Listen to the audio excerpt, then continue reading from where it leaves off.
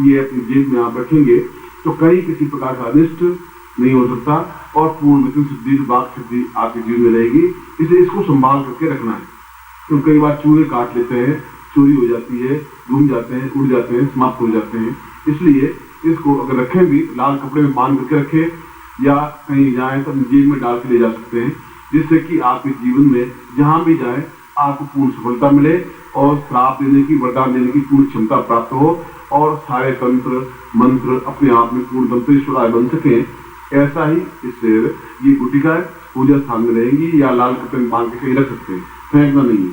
मगर ये लकड़ी का टुकड़ा या तो लाल कपड़े में बांध के रख दें या अपनी जेब में रखें, जब चाहे जब जेब में रखें, जब चाहे पूजा स्थान रखें। मैं आपको आशीर्वाद दे रहा हूँ, हाथ खोलिए। ओम मंत्रेश्वराम सा दीर्घा मंत्र तीर्था तो स्वामी सत्यकलाम तम दीर्घा मंत्र सा स्वामी तो पूर्णा सुंदरनाम शतनाम नासो सुमित्राणाम जिस्वा ऋग्वेद यजुर्वेद सामवेद यजुर्नाम ब्रह्मवाक्यस्थान के नंतीम तस्वाम अस्थान तस्थितोन्त्यम गणन्ति येनरा चत्वारोर्ध लक्ष्मी आयुर्दिन्य शुभ्रम श्रीवर्तस्वाश्वारोग्यम मारुमनुमहि देदानंदनम पशुपतलाभम सत्संवत्सरम दीर्घमायु श्रीस्ते लक्ष्मी स्मृतियां बहुरात्रे पार्श्वे प्राणी रूप दोगातम्मा इस निखानाम निखाना सर्वलोकम महिखाना। मैं आपको आशीर्वाद देता हूँ कि आज क्या दीक्षा और ये प्रयोग अद्वितीय है और ये मंत्र और ये साधना विधि आप बिना मेरे कहे किसी को नहीं दें, इस बात का ध्यान रखें। कैसेट रिकॉर्डिंग कौन कर रहे हैं? तो वो कैसेट जो है जितनी बनी है ऑडियो कैसेट मुझे अभी लाख में है ना, अभी कल तक नहीं, अभी आप सुन लेंगे। अब दो बातें आपको कि इस समय 10:15 बजे हैं यहाँ पे।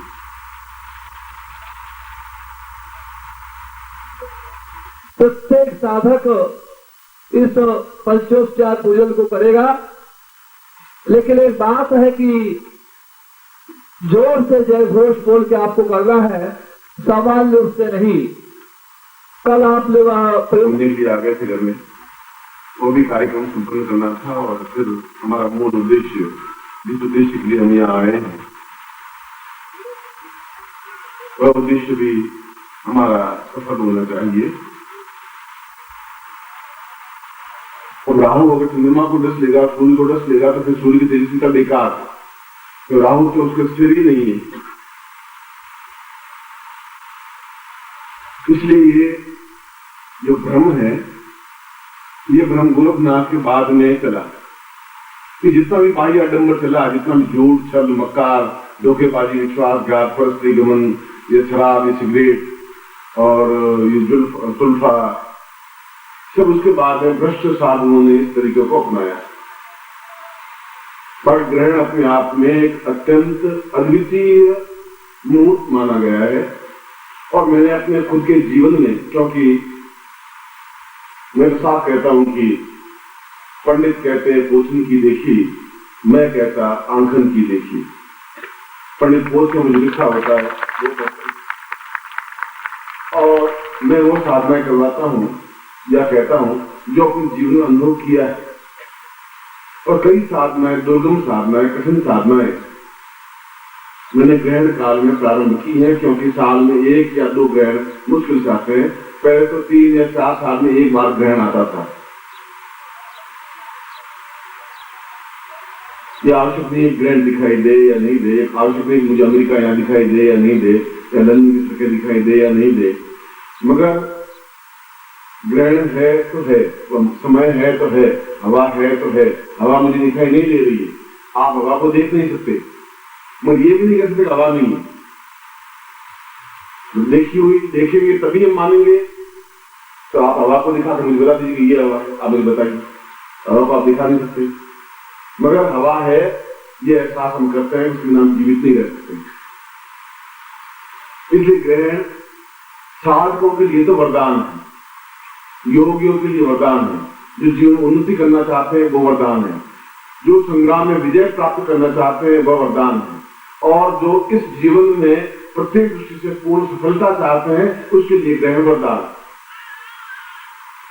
और ये सब ग्रहण काल चल रहा है और आज की वो ग्रहण का प्रयोग भी करवाऊंगा यदि आप होंगे, मैं होऊंगा या मन में आया तो। मैंने आपको बताया कि पहली बार मैं कुछ प्लान करके नहीं चलता हूँ, जीवन को प्लान करके नहीं चला कि पंचवर्षीय प्लान करूं, ऐसा कुछ नहीं करता हूं। जो कह दिया, जो जीवन में आया, जो चिंतन आया, जो विचारधारा आई, जो शिष्यों के लिए जरूरी हुआ, अगर शिष्यों का चेहरा देखा कि हर्षित है, प्रफुल्लित है, उचित है, आह्लादित है, तो मैं प्रयोग संपन्न करवा देता हूँ।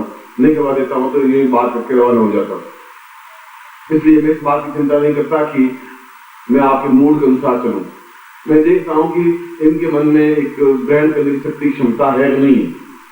मैं देखता हूँ कि इनके अटैचमेंट प्रेम मेरे प्रति है कि नहीं। ये देखता हूँ कि क्या ये इस साधना को, इस विद्या को स्वीकार करने के इस समय योग्य है कि नहीं। ये मेरी ड्यूटी है कि मैं इनको योग्य बना दूं। इसलिए ये आप मत सोचिए कि मैं इसको कर पाऊंगा तो नहीं कर पाऊंगा, इस बात की मैं चिंता नहीं करता। यह मुझमें मेरी ड्यूटी है कि मैं आपको चीज दे दूं। और जब बीज बो दूंगा तो बीज कभी कभी पेड़ उगेगा ही उगेगा। आज उग जाए कोई जरूर नहीं, मगर बीज बेकार नहीं जा सकता। किसान गेहूं बोता है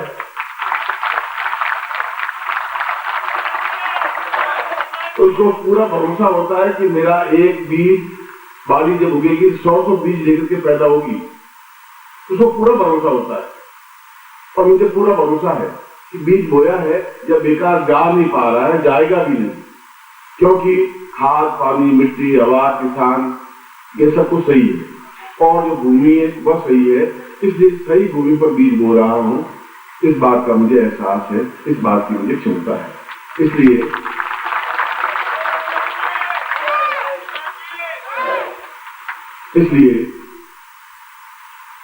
मैं आज 1 या 2 प्रयोग संपन्न करवाऊंगा, फिर 4-5 बजे होली का महोत्सव मनाएंगे। फूलों की होली या गुलाल की होली या जो कुछ जिस प्रकार से होली मनाएंगे।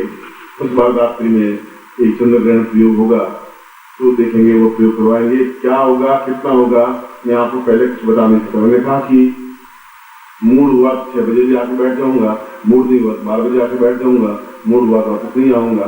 यह तो मेरे ऊपर न किसी का कर्जा है, न ऋण है। अगर मैं देता हूं तो देता ही हूं, लेता आपसे कुछ नहीं हूं। न लेने की इच्छा रखता हूं, न लेने की भावना नहीं रखता। आप बनिए हैं और आप बच्चों के साथ सोचते रहे, आप सोचते रहे।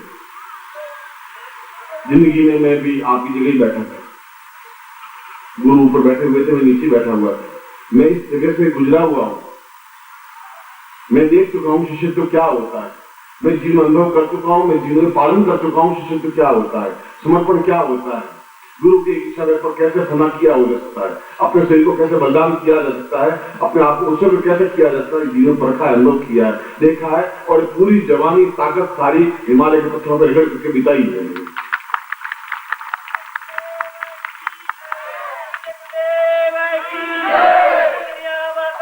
मैं गद्दों और पलंगों पर सोया नहीं, आज भी नहीं सोता हूँ। आज पलंग है, पली चटाई बिछा के सोता हूँ, यहाँ पर भी और दिल्ली में। आप जाकर पूछ सकते हो, क्यों मैं उसमें बहुत आराम से सोता हूँ। मुझे पलंग और गद्दे न कभी सोया, न कभी आवश्यकता। मैं इस बात चिंता करता हूँ कि 1 सब्जी बनी, 4 सब्जी बनी, कई बार 6 सब्जी बना देते, मैं 1 सब्जी से खाना खा लेता हूँ। 5 स्टार होटल में भी ठहर जाता हूँ, 3 स्टार होटल में भी ठहर जाता हूँ, धर्मशाला भी ठहर जाता हूँ। इतना गरूर, इतना घमंड, इतना गुमान मैं रखता ही नहीं, क्योंकि मैं जानता हूं कि मैं क्या हूं। इस बात का मुझे गर्व है और मेरे शिष्यों को गर्व है। इतना ही संतोष मुझे है।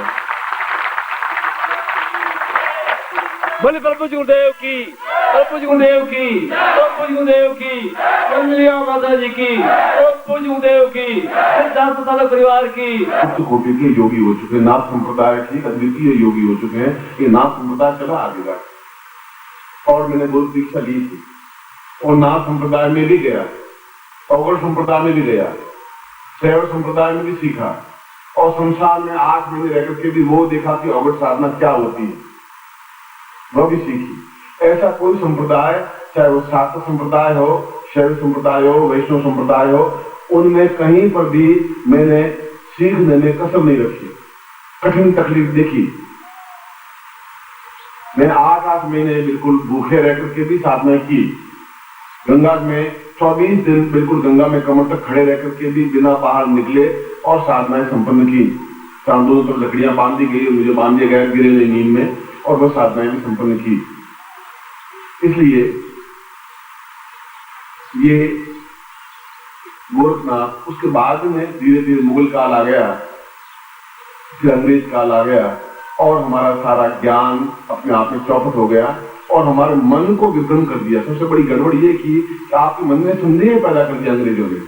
और आज भी वो मीडिया इतना शक्तिशाली है कि आपके मन में संदेह मिट नहीं पा रहा है, ये होगा या नहीं होगा, ये सही है गलत है। ये ऐसा कंफ्यूज पैदा कर दिया आपके माइंड में कि पूरा देश इसकी चपेट में बर्बाद हो रहा है। न आप बौद्धिक दृष्टि से पूर्ण आनंद प्राप्त कर रहे हैं, क्योंकि आपने सही अर्थ में देखा जाए तो भौतिक सुख भी आपने देखा नहीं। भौतिक सुख क्या होता है ये भी आपने नहीं देखा। आपने 5 स्टार होटल तो देखे, 6 star hotel, 7 star hotel, 8 star hotel, 9 star hotel नहीं देखे। और मैं रहा हूं उन होटलों में भी रहा हूं, महीने महीने बैठे रहा हूं, वो जीवन भी देखना है। मैंने कल भी बताया था, कल शाम को डिस्को वाली बात बताई थी, तो उनके सामने बताइए, कुछ छुपा करके बात नहीं की, वो उसमें प्रेजेंस थे। मगर कभी भी अपने धर्म को कमजोर नहीं होने दिया। स्वधर्मे निधनम श्रेय पर धर्मो भयावह। अपने धर्म ही श्रेष्ठ है, दूसरा धर्म मेरे लिए भयावह है। अगर मरूंगा तो मैं, गांधी ने कहा है कि मैं सभी धर्मों का आदर करता हूं, मगर मुझे ये गर्व है कि मैं हिंदू हूं, इस बात का मुझे गर्व है।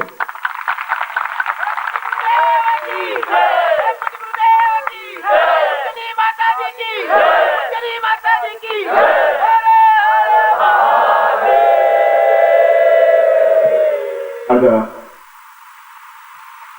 बार बार पैदा नहीं होते। क्षत्रिय था और गोरखनाथ भी मूल रूप से क्षत्रिय थे और उन्होंने राजा होते हुए भी साधना में जीवन व्यतीत किया।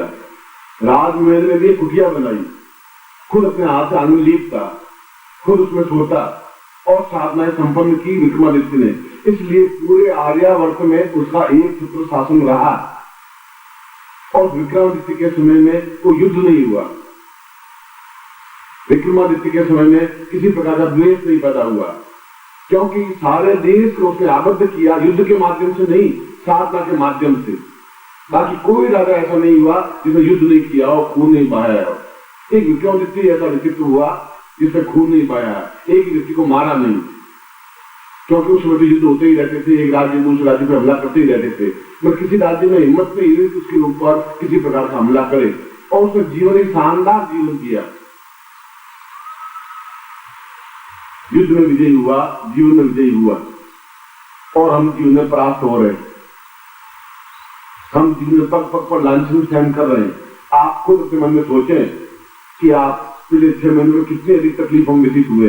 हर बार कोई भी तकलीफ आपके सामने आई है, चाहे रोग, चाहे ऋण, चाहे कर्जा, लड़ाई झगड़ा, परेशानी, बाधाएं, अड़चने, कठिनाइयां, कोई भी क्षण आप ऐसा नहीं बीता और बिना तनाव के बीता है। ऐसा क्यों हो रहा है? आपका सक्षम गुरुत्व है, आप योग्य हैं, फिर ऐसा क्या है?